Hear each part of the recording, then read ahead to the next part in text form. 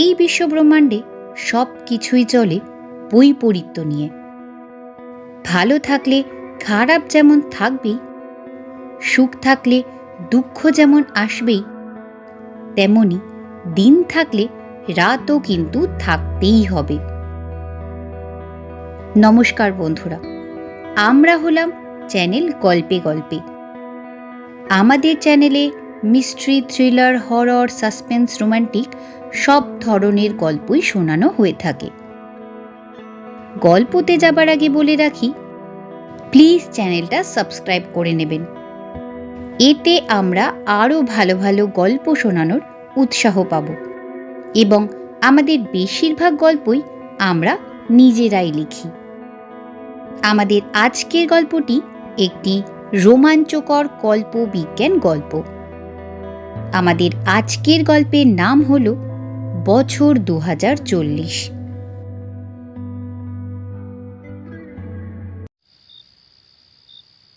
অগো শুনছ, ঘরে যে চাল বারন্ত, কেমনে চলবে সংসার? চালের ফলন যে এইবার একেবারেই ভালো হয়নি গো ভাদুর মা। কি করে কি হবে বুঝতে পারছি না। মহাজনের কাছে অনেকগুলো টাকা ধারও হয়ে গিয়েছে। এখন কি যে করি।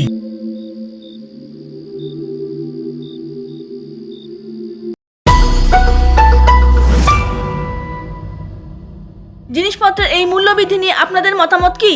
আজকের ডিবেটে আপনাদের সময় শুরু হচ্ছে এখন। আমাদের সরকার কিন্তু মানুষকে সর্বাধিক ভালো পরিষেবা দিচ্ছে। আমরা এমন এক উন্নত প্রযুক্তির আলো মার্কেটে নিয়ে এসেছি, যার জন্য রাতের বেলাতেও দিনের বেলার সমান আলো হচ্ছে এবং এর ফলে রাত্রে অন্ধকারজনিত যে সকল কাজের অসুবিধার সম্মুখীন হতে হয় মানুষকে, সেগুলো সম্পূর্ণরূপে নির্মূল হয়েছে। এই প্রজেক্ট সবার প্রথমে আমাদের সরকার এনেছিল, কিন্তু পরবর্তীকালে গদি উল্টে যাবার দরুন আপনারা আমাদের সেই প্রজেক্টকে চুরি করে নিজেদের নামে চালাচ্ছেন। বাজে কথা একদম বলবেন না। এটা আমাদের সরকারেরই ইনভেনশন বা আইডিয়া। ইনভেনশন? আপনাদের সরকার তো নতুন নতুন দুর্নীতি ইনভেন্ট করে। আপনারা আবার কোনো ভালো জিনিস ইনভেন্ট করতে পারেন নাকি? বরং সেই কাজ আপনাদেরই। এই আলোচনা চলতেই থাকবে। আমরা ফিরে আসছি একটা বিরতির পর।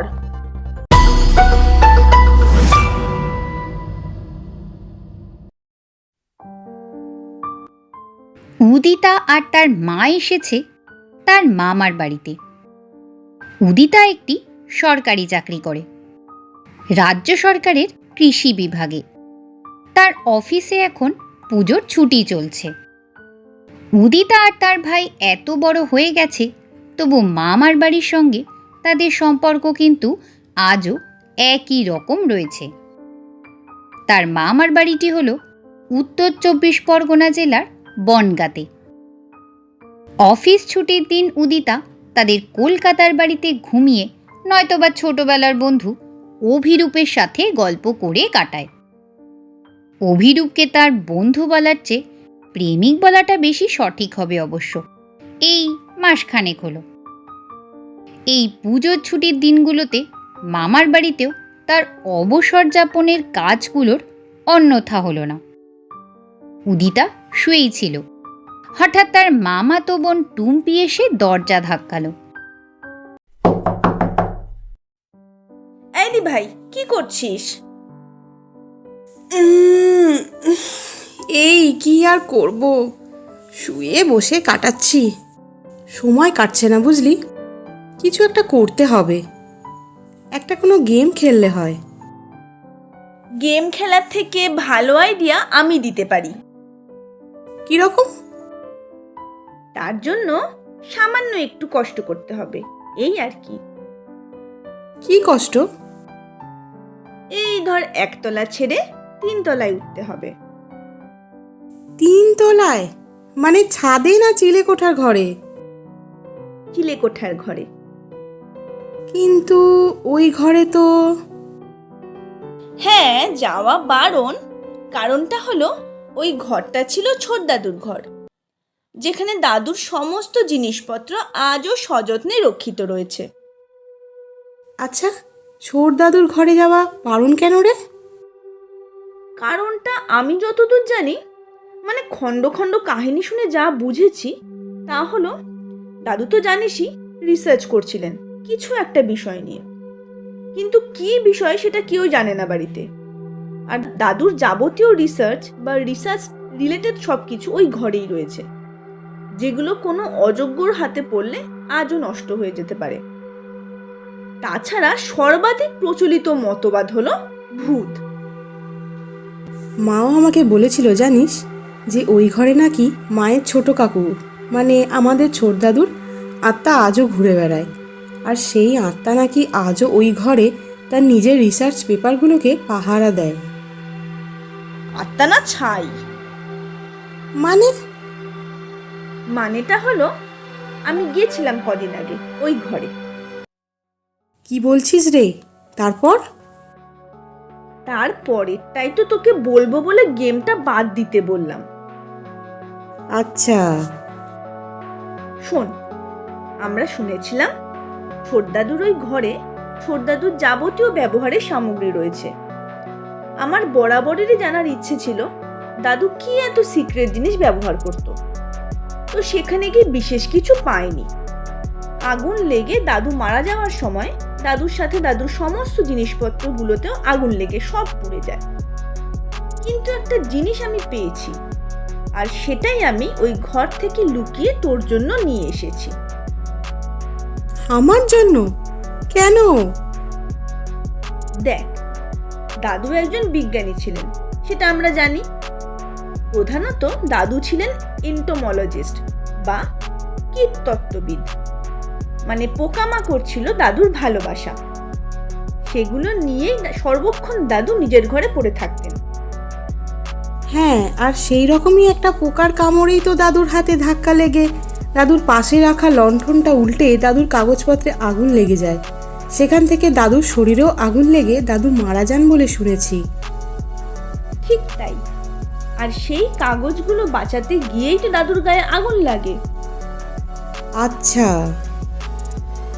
কিছুই আচ্ছা নয়, সেই কাগজপত্রগুলোই আমি খুঁজে পেয়েছি আর তোর জন্য নিয়ে এসেছি। আমার জন্য? কেন?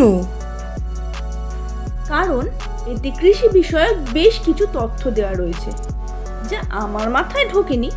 তাই তুই পড়ে দেখ, যদি কিছু পাঠোদ্ধার করতে পারিস। উদিতার জন্য এ যেন এক অভূতপূর্ণ ব্যাপার ছিল। তাদের বাড়িতে বহু চর্চিত ছোটদাদুর রিসার্চ পেপার আজ তার হাতে। সে আর দেরি করল না, চট করে নিজের চশমাটা চোখে গলিয়েই পড়া শুরু করে দিল। আমাকে আজ রাতটা সময় দে, কালই জানতে পারবি এর মধ্যে কি রহস্য লুকিয়ে রয়েছে।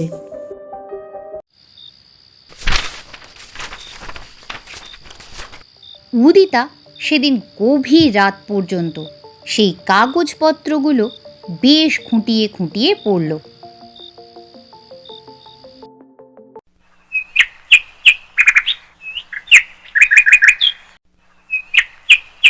এই দিদি ভাই, ওঠ ওঠ ওঠ রে। হ্যাঁ হ্যাঁ হ্যাঁ, আমার চশমাটা কোথায় গেল? চশমাটা এই তো। শোন, এটা এমন একটা রিসার্চ পেপার যেটা আমাদের ভবিষ্যৎ নির্ধারণ করতে পারে। এটা হলো 2039। সামনের দিকে অনেক বড় বিপদ আসতেও পারে। আমার একবার আমার সিনিয়র অফিসারদের সাথে কথা বলতে হবে।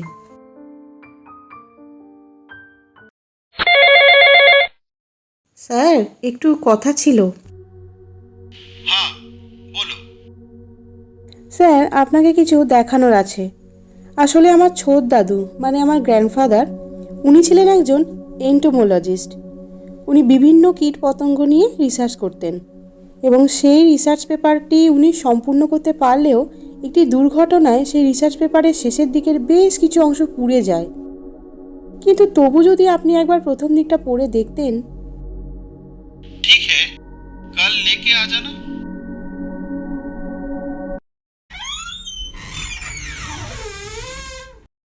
মে আই কাম ইন স্যার?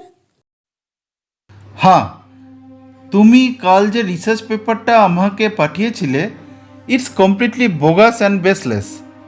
এটা দিয়ে কি প্রমাণ হয় যে একটা পোকার জন্য দেশে বা দুনিয়াতে কোনো ডেভেলপমেন্ট হবে না? বেবুনিয়াদ है एकदम से, completely baseless. But sir, I think we should concern. Already বেশ কিছু জায়গায় থেকে রিপোর্ট আসতে শুরু করেছে যে যেসব জায়গায় ভালো চাল উৎপন্ন হতো সেই চালের ফলন অনেকটাই কমে গেছে। আর তাছাড়া চাষি ভাইরা उसका कोई दूसरा कारण ही होगा, বুঝেছ? এগুলোর কোনো আলাদাই কারণ আছে। আমাদেরকে ও সিক্রেটই ढूंढते হবে। ये सब 40 साल पुराना ডকুমেন্টস, এগুলোর কোনো ভ্যালু আজকের দিনে নেই উদিতা। এগুলো তুমি নিয়ে যাও। Now go and do your job. আমার একটা মিটিংও আছে। Okay sir. উদিতা কিন্তু মনে মনে অন্য কথাই ভাবছিল। এগুলো কখনোই ফেলনা হতে পারে না। একবার অভিরূপের সাথে এই বিষয়ে আলোচনা করলে কেমন হয়? ও তো এই বিষয়ে ভালো জ্ঞান রাখে। তাছাড়া ও তো জুওলজির স্টুডেন্ট ছিল একসময়। ও নিশ্চয়ই ব্যাপারটা বুঝবে। উদিতা আজ তাড়াতাড়ি বাড়ি ফিরেই অভিরূপকে ফোন করলো।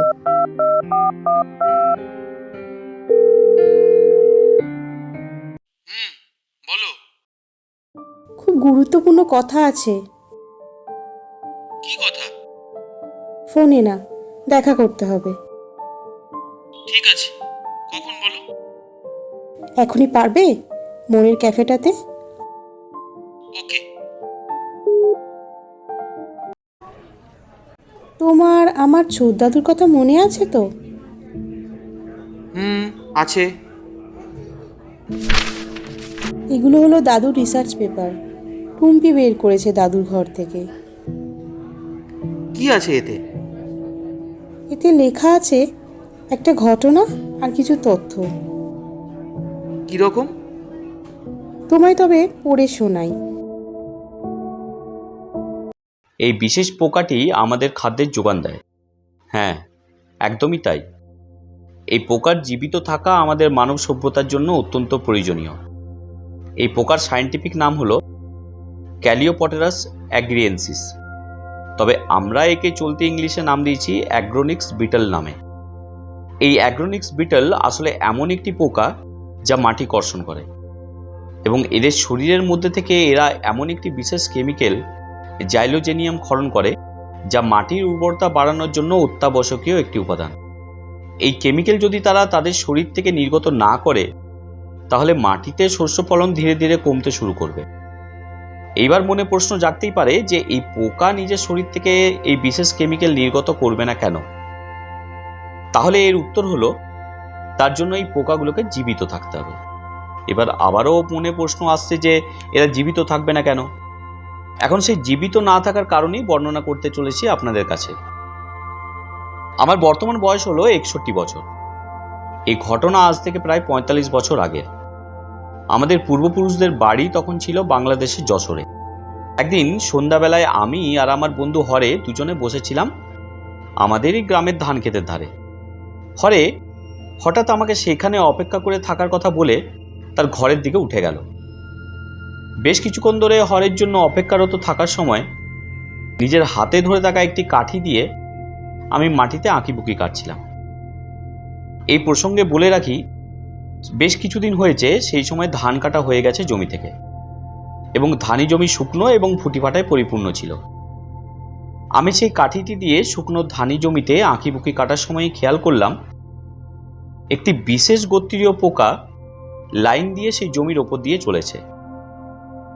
আমি ওই বয়সের ছেলে মানুষই স্বভাবসুলভ আচরণের জন্য সেই পোকাগুলি চলার পথে আমার হাতে ধরে থাকা কাঠিটি দিয়ে প্রথমে একটা বাধা সৃষ্টি করলাম। দেখলাম তারা সেই বাধাকে অতিক্রম করে সেই একই লাইনে এগিয়ে চলল। এরপর আমি আমার হাতের কাঠিটি দিয়ে সেই সরল রেখায় চলতে থাকা পোকাগুলির মধ্যে থেকে কয়েকটিকে সেই লাইন থেকে বিচ্যুত করলাম। কিন্তু তারপরও সেই পোকাগুলি আবারও নিজেদের পূর্ব নির্ধারিত সরলরেখায় ফিরে গিয়ে চলতে শুরু করলো তাদের সেই একই পথে। এবার আমার মনের কৌতূহল বেশ বৃদ্ধি পেল। আমি তাদের সরলরেখা বরাবর তাদেরকে অনুসরণ করে অবশেষে তাদের ডেরায় পৌঁছালাম। দেখলাম তারা জমি কর্ষণ করে মাটির নিচে তাদের বাসস্থান বানিয়ে সেখানে সেদিনকার রাতের মতো আশ্রয় নিল। সেদিন রাত হয়ে যাবার দরুন এবং আমার কাছে বিশেষ কোনো আলোর ব্যবস্থা না থাকার কারণে আমি তাদের নতুন করে আর কোনো বাসস্থানের সন্ধান পেলাম না। পরের দিন সকালে আমি আবারও সেই জমিতে গেলাম এবং আজ সেই জমিতে মানিক কাকার দেখা পেলাম। প্রসঙ্গত বলে রাখি, মানিক কাকা হলেন ওই জমির ধান চাষি। তার কাছ থেকে জানতে পারলাম এই পোকাগুলি দিনের বেলায় তাদের বাসস্থান নির্মাণ করে রাখে, জমির মাটি কর্ষণ করে তার নিচে, এবং সারাদিনই জমির বিভিন্ন স্থানে ওই বাসস্থান তৈরি করে নিজেদের খাদ্য সংগ্রহ করে পুনরায় রাতে ফিরে আসে নিজেদের সেই বাসস্থানে। তাদের এই জমি কর্ষণের ফলে জমির উর্বরতা বহুগুণে বৃদ্ধি পায়। আমার বয়স বাড়ার সাথে সাথে পোকার প্রতি একটা আলাদাই ভালোবাসা মনে জন্ম নিয়েছিল এবং তার দরুন আজ আমি একজন কীটতত্ত্ববিদ হতে পেরেছি। সেই বয়সের সেই অ্যাগ্রোনিক্স বিটেলের কথা মাথায় রেখে পরবর্তীকালে তাদের একটিকে নিজের সাথে ধরে এনে কিছু পরীক্ষা নিরীক্ষা চালিয়ে জানতে পারি এরা এদের শরীর থেকে যে জাইলোজেনিয়াম নিঃসরণ করে তা জমির নাইট্রোজেন বাড়াতে সহায়তা করে এবং এদের প্রক্রিয়া কোনো কারণে বন্ধ হয়ে গেলে জমিতে ফসল ফলাও বন্ধ হয়ে যেতে পারে। তাই এই পোকাগুলোকে পৃথিবীর বুকে টিকিয়ে রাখার দায়িত্ব আমাদেরই। কিন্তু আজ এই পোকাগুলির জীবন বিপদের সম্মুখীন হতে চলেছে। এই পোকাগুলি একটি বিশেষ লাইনে চলে। আমার গবেষণা বলছে এই পোকাগুলি আগামী 25 থেকে 30 বছরের মধ্যে চিরতরে এই পৃথিবী থেকে সম্পূর্ণরূপে বিলুপ্ত হয়ে যাবে এবং তার কারণ হলো মাত্রাতিরিক্ত দূষণ। এই দূষণ আর কিছুই নয়, আলো দূষণ। এছাড়া বায়ু দূষণ তো আছেই। আলো দূষণ, বায়ু দূষণ ব্যাপারটা না হয় মানলাম, কিন্তু আলো দূষণ আর তার সাথে এই পোকার বিলুপ্তি কিভাবে যুক্ত? দাদুর রিসার্চ পেপারে এর থেকে বেশি কিচ্ছু জানা যায়নি, কারণ তারপরে একটা দুর্ঘটনায় আগুন লেগে সব পুড়ে যায়, এমনকি তাতে দাদুর প্রাণও চলে যায়। কিন্তু এগুলোর কতটা যুক্তি আছে আমি সেটাই বুঝতে পারছি না। উনি কিছু ক্যালকুলেশন হয়তো করে গেছিলেন, কিন্তু সেটাই যে মিলবে আজকের দিনে দাঁড়িয়ে, তারই বা কি মানে আছে বলো? মানে আছে। দাদুর ক্যালকুলেশন অনুযায়ী 25 থেকে 30 বছর পর অবলুপ্ত হতে পারে এই পোকাগুলো। সেই 30 বছর কিন্তু অতিক্রান্ত হয়ে গেছে দাদুর মৃত্যুর। আর আমার কাছে খবরও আছে যে পশ্চিমবঙ্গের বর্ধমান জেলার বেশ কিছু গ্রামে ধানের ফলন ড্রাস্টিক্যালি কমতে শুরু করেছে। তাহলে এখন উপায়? উপায় আমি একটা ভেবেছি। দেখো, আমি অফিসের সিনিয়রকে দাদুর এই রিসার্চ পেপারটা দেখিয়েছি, কিন্তু তিনি তেমন গুরুত্ব দেননি। হোপফুলি বাকি সিনিয়ররাও দেবেন না, কারণ কোনো প্রমাণ বা কোনো রকম অকাট্য যুক্তি এর সাথে যুক্ত নেই। হয়তোবা দাদু সেই সব কিছু আবিষ্কার করেছিলেন, কিন্তু তার কোনো কিছুই অবশিষ্ট যেহেতু নেই, তাই সেই রহস্যটাই আমাদেরকেই খুঁজে বের করতে হবে। কিভাবে? বিভিন্ন ধানি জমিতে গিয়ে গিয়ে সেই পোকাগুলোর খোঁজ করা তো সম্ভব নয়, আর করা গেলেও সেটা বেশ সময়সাধ্য ব্যাপার হবে। হ্যাঁ, ঠিক তাই। কিন্তু দাদু যেই ধান জমিতে পোকাগুলোকে খুঁজে পেয়েছিল, সেখানে যদি আমরা একবার যাই। মানে বাংলাদেশ? কি গ্যারেন্টি আছে যে সেই ধানি জমি আজও আছে, বা সেই পোকাগুলো আজও অবশিষ্ট আছে? না, তা নেই, কিন্তু সেই জমিতে তো অন্তত আমরা সেই পোকাগুলোর কোনো অবশিষ্টাংশ পেতে পারি, অথবা সেগুলোর কোনো জীবাশ্ম। তারপর সেগুলোকে ল্যাবে টেস্ট করিয়ে। এক মিনিট, এই পোকাগুলোকে খুঁজে পাওয়াটা দরকার কি জন্য? যাতে তাদের জীবিত অবস্থায় গতিবিধি আমরা বুঝতে পারি। মৃত পোকার শরীর থেকে কি কি পাওয়া গেছে তা তো তোমার দাদু লিখেই গেছেন। হ্যাঁ, তা ঠিক, তার মানে ভারতবর্ষের এখনও যেই জমিগুলোতে ধান চাষ হয় সেই জমিগুলোতে এই পোকাগুলোকে পাওয়া যেতে পারে? পাওয়া যাবেই এখনই বলতে পারছি না, কারণ তোমার রিপোর্ট এবং তোমার ছোটদাদুর রিসার্চ পেপার অনুযায়ী তাদের বিলুপ্তি ইতিমধ্যেই শুরু হয়ে গেছে। তাই আমাদের এখন এমন কোনো জায়গা খুঁজতে হবে যেখানে পরিষ্কার নির্মল বাতাসও আছে এবং এই আলো দূষণ ব্যাপারটার আধিক্যও বেশ কম আছে। এরকম একটা জায়গা আমি জানি। কোন জায়গা? আসামের রেজওয়াল গ্রাম। এই গ্রামটা বেশ ইন্টেরিয়ারে এবং এখনও আধুনিকতার ছোঁয়া যথেষ্টই কম রয়েছে। এখানে ধান চাষের জমিও রয়েছে যেখানে এখনও ফলন ঠিকঠাকভাবেই হচ্ছে বলে জানি। তাহলে আর দেরি কিসের? অফিসে ছুটি ছাটা করে বেরিয়ে পড়ি। এর ঠিক দিন কয়েক পরেই অভিরূপ আর উদিতা হাজির হলো রেজওয়াল গ্রামে। সেখানকার স্থানীয় চাষি ভাইদের সাথে কথা বলে তারা জানতে পারল, হ্যাঁ, সেই পোকা সেখানকার জমিতে এখনও দেখতে পাওয়া যায়। আজকের রাতটা তবে আমরা এই জমির ধারেই বসি, কি বলো? মাটি কর্ষণের দাগ দেখে উদিতা সেই দিকে এগিয়ে গেল।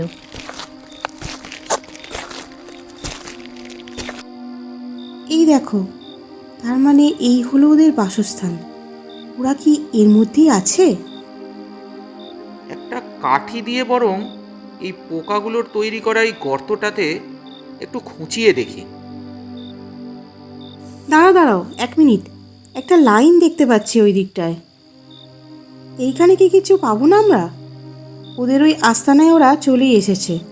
এখন ওরা যেই আস্তানায় যাচ্ছে সেইটা বরং আমরা ফলো করি। এই বলে উদিতা আর অভিরূপ অ্যাগ্রোনিক্স বিটেলের চলার পথ অনুসরণ করতে থাকল।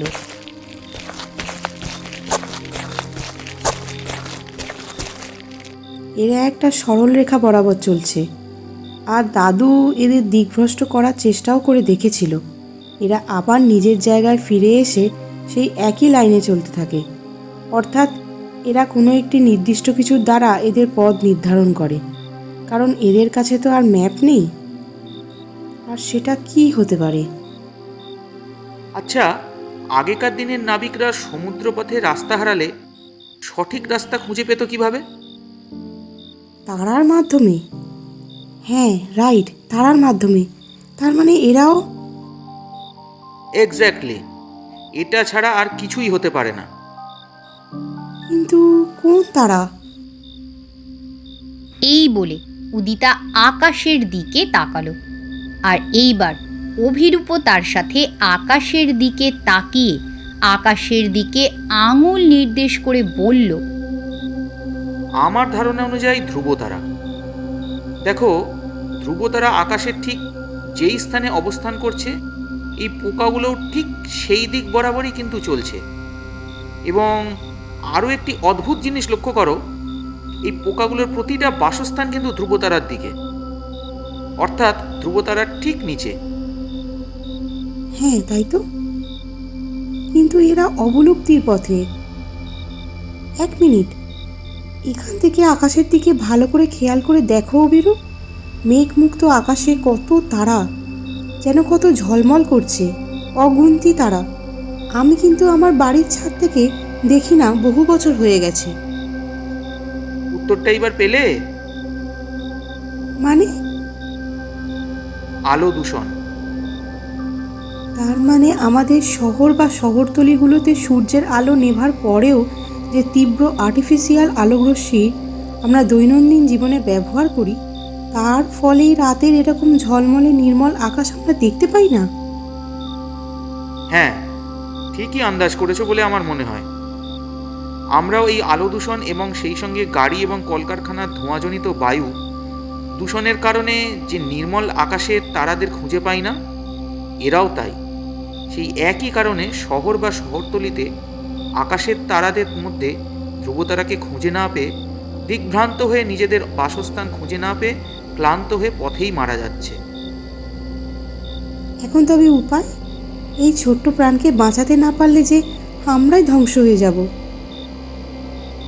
কিন্তু সরকার কি আমাদের এই থিওরি মানবে? অন্তত একবার সরকারকে তো জানানো আমাদের এটা কর্তব্য।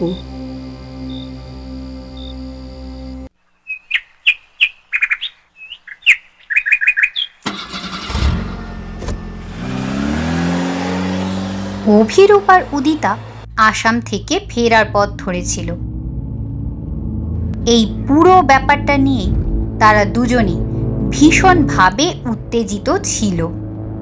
কিন্তু আসাম থেকে ফেরার পথে আচমকাই তাদের গাড়িটা একটা ভয়ঙ্কর অ্যাক্সিডেন্টের সম্মুখীন হয়।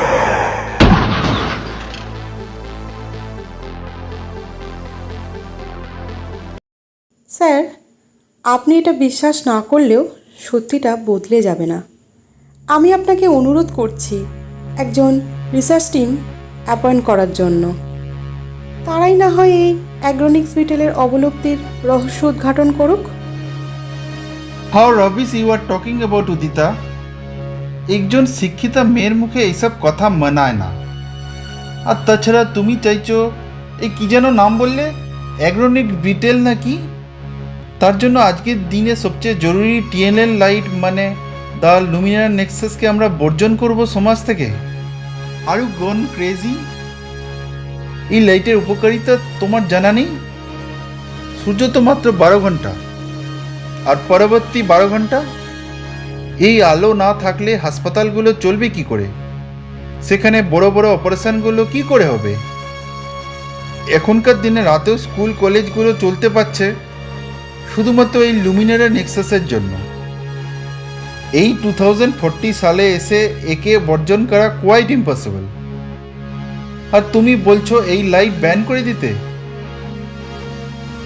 মানব সমাজকে বাঁচানোর জন্য আর কোনো উপায় আপনার জানা আছে? আজ ধান জমিতে প্রভাব পড়েছে, কাল বাকি শস্যের উপরেও পড়বে। তখন আপনি কি খেয়ে বাঁচবেন স্যার? আপনি কিছু করবেন না আমি বুঝে গিয়েছি, কিন্তু আমি দরকারে মিডিয়া এমনকি সোশ্যাল মিডিয়াতেও এই ইনফরমেশন দেবই।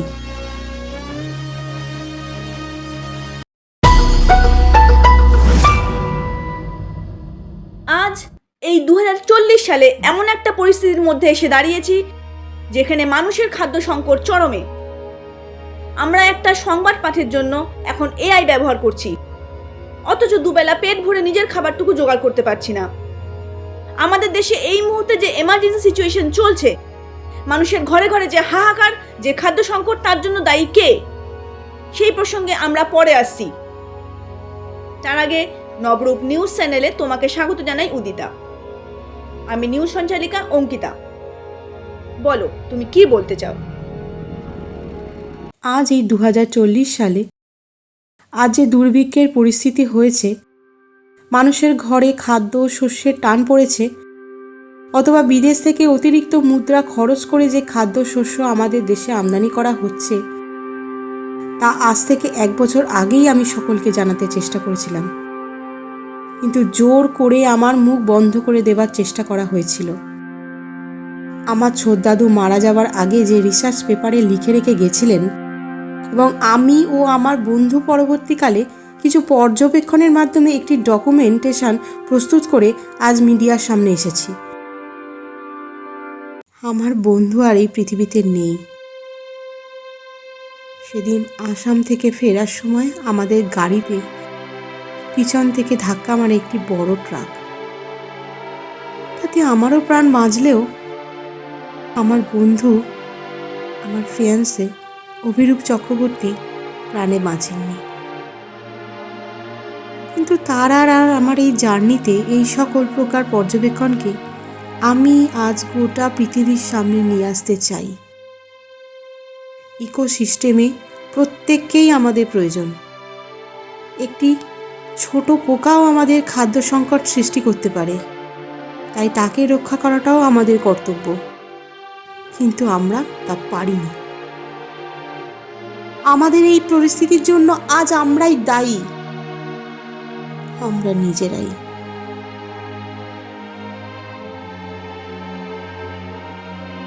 ইকোসিস্টেমে প্রাণী জগতের প্রতিটি প্রাণী কিন্তু সমান গুরুত্বপূর্ণ। আজকের গল্প পাঠে গল্পের সূত্রধর হিসেবে ছিলাম আমি, ইন্দ্রাক্ষী মুখার্জি, এবং অন্যান্য চরিত্রে ছিলেন অয়ন সরকার, প্রীতি মণ্ডল, সাহানা দাশগুপ্ত, রাহুল দুবে এবং অরিজিৎ ভদ্র। গল্পটা কেমন লাগলো নিচে কমেন্ট বক্সে জানাতে ভুলবেন না। সবাই ভালো থাকবেন। নমস্কার।